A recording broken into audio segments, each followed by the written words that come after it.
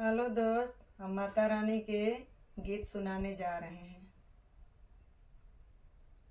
निमिया की डाढ़ी मैया लावेली लोरावा की ढूली रे ढूली ना।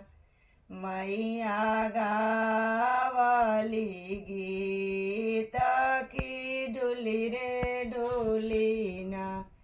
ढोलता ढोलत मैया के लगले पियासी आकी चली रे भैलीना।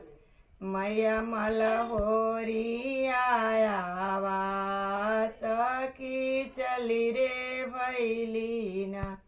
सोतली बाड़ू की जागलिए माँ लीनी बोंदाए काना।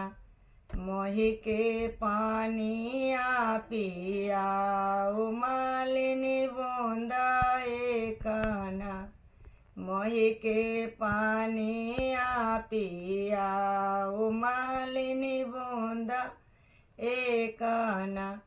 कथी के घरी लवा मैया कथी के पियालिया कथिया डोरीना। मैया पीहे जुड़ा हो पानी कथी सुन के घरी लवा मैया रूपे के पियालिया रे समा डोराना। मैया पीली जुड़ा हो पानी रे समा जोड़ना। मैया पीहे जुड़ा हो पानी रे सा। जैसानी मालिनी मोहि जुड़ावा वालू की ओइसानी ना।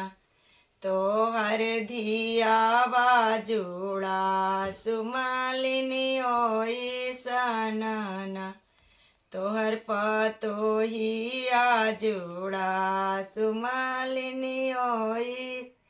जैसा नया शिष्या मैया मालिनी के दिहालू की ओइसना।